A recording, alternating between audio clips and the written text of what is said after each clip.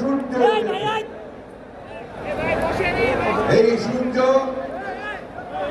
আলোকিত করবে আমাদের সকলকে। এই সূর্য একটা নতুন দিগন্তের সূচনা করেছে, নতুন স্বপ্ন দেখাতে শুরু করেছে। প্রিয় ছাত্র ভাই ও বোনেরা, আমাদের সামনে একটা নতুন সুযোগ উপস্থিত হয়েছে, আমাদের এই বাংলাদেশকে আবার নতুন করে তৈরি করা। আমাদের ছাত্র ভাইরা তারা অনেক রক্ত দিয়েছে, অনেক নির্যাতন সহ্য করেছে, বারবার কারাগারে গেছে। আমার মনে হয় আমার এমন একজন ছাত্র ভাই নেই যারা কারাগারে যায়নি, নির্যাতন সহ্য করে। আজকে সেই টেকনাফ থেকে তেঁতুলিয়া পর্যন্ত সমস্ত এলাকার ছাত্র ভাইয়েরা আজকে এখানে সমবেত হয়েছে। এটা একটা অত্যন্ত আনন্দের দিন, আবার একই সঙ্গে আমাদের কষ্টের দিন।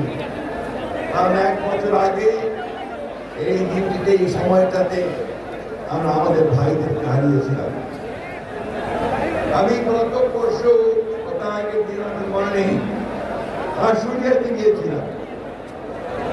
সেখানে আমাদের এই ছাত্র ভাইদেরকে পুড়িয়ে,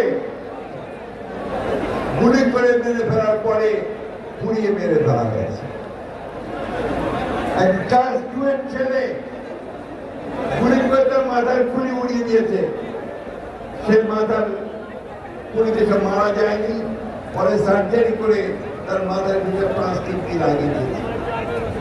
এরকম অসংখ্য অসংখ্য ঘটনা আমাদের রংপুরের সাইড, চট্টগ্রামের ওয়াসিম থেকে শুরু করে শত শত হাজার ছাত্ররা প্রাণ দিয়েছে।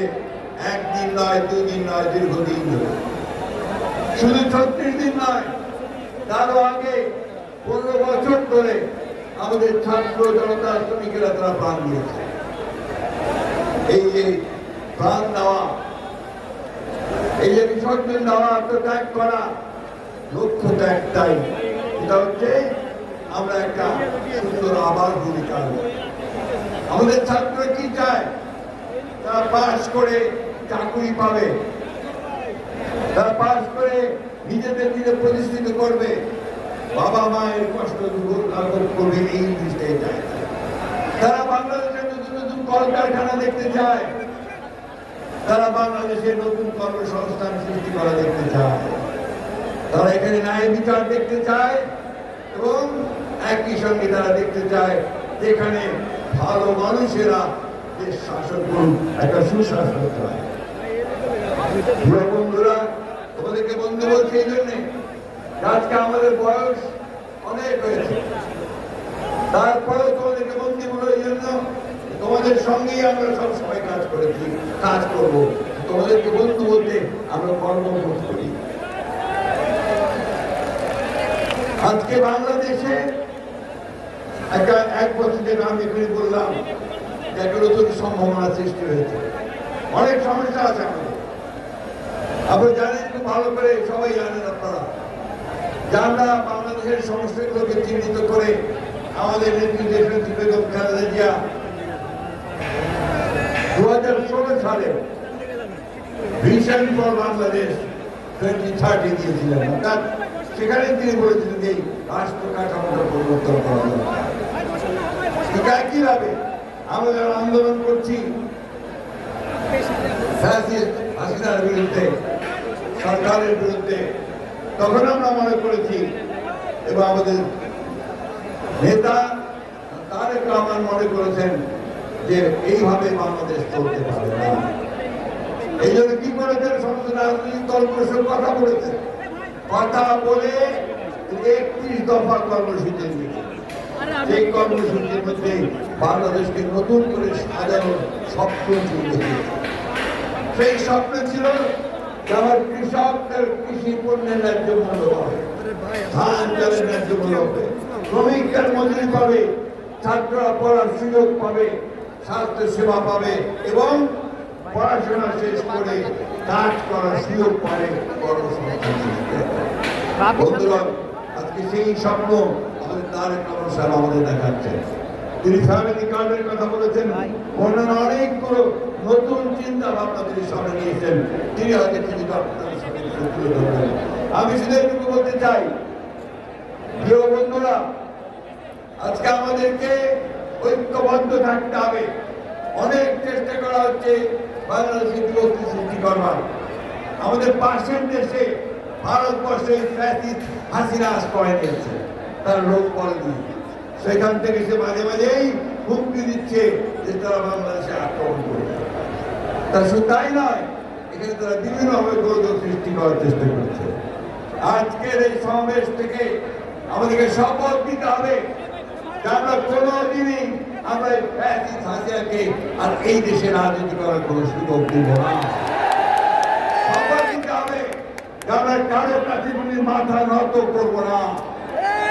আমরা আমাদের দেশকে আমরা নিজেরাই স্বয়ং সম্পূর্ণ হয়ে গড়ে তুলব। বন্ধুগণ, এটা নেতৃত্ব দিচ্ছেন আমাদের তারেক রহমান সাহেব। সেই পথই তিনি দেখাচ্ছেন, যে জন্য তিনি কি স্লোগান দিয়েছেন, যে সবার আগে কি স্লোগান দিয়েছেন তিনি, সবার আগে বাংলাদেশ, তাই না? ওই বাংলাদেশকে সামনে দিয়ে এই দায়িত্বটা কার? এই দায়িত্ব হচ্ছে আপনাদের, এই দায়িত্ব হচ্ছে ছাত্রদের। মেধা এবং বুদ্ধিমত্তার চর্চা করে সামনের দিকে যেতে হবে। মেধা ছাড়া আমরা সামনে দিতে পারবো না। জ্ঞান বিজ্ঞানের চর্চা, মেধার চর্চা, এর মধ্যে দিয়ে আমাদের সামনের দিকে যেতে হবে। আমাদের সামনে এখন লড়াই বাংলাদেশের একটা গণতান্ত্রিক রাষ্ট্র প্রতিষ্ঠা করা। আমরা সেই লক্ষ্যে গিয়ে চলেছি। আমাদের নেতা তারেক রহমান সাহেব দিল্লিতে বসে প্রধান উপদেষ্টা প্রফেসর মোহাম্মদ ইউনূসের সঙ্গে আলোচনা করে নির্ধারণ করেছেন ফেব্রুয়ারি মাসে নির্বাচন হবে। গোটা বাংলাদেশের মানুষ অপেক্ষা করে আছে এই ফেব্রুয়ারি মাসে বাংলাদেশের মানুষ অপেক্ষা করে আছে আমাদের নেতা তারেক রহমান সাহেব দেশে ফিরে আসবে, তাই না? আমরা সবাই তাই চাই না? তিনি আসবেন, আমাদের নেতৃত্ব দিবেন, আমাদের পথ দেখাবেন। বন্ধুরা, আসুন আজকে আমরা এই শপথ গ্রহণ করি যে আমরা সবাই ঐক্যবদ্ধ হয়ে আমরা তারেক রহমান সাহেবের নেতৃত্বে আমরা এই দেশকে সত্যিকার অর্থে শহীদ প্রেসিডেন্ট জিয়াউর রহমানের যে স্বপ্ন ছিল, দেশের নিয়ে যে স্বপ্ন, সেই স্বপ্নগুলোকে আমরা বাস্তবায়িত করি।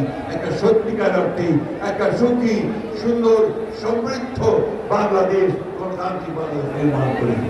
এই কথা বলে আপনাদের সবাই আবারও ধন্যবাদ অভিনন্দন জানিয়ে বক্তব্য শেষ করছি। আসসালামু আলাইকুম, খুদা হাফেজ। বাংলাদেশ জিন্দাবাদ, বাংলাদেশ জাতীয়তাবাদী ছাত্র দল জিন্দাবাদ, শহীদ জামানত দেশের জিন্দাবাদ, তারেক রহমান জিন্দাবাদ, শহীদ স্মৃতি অমর হোক।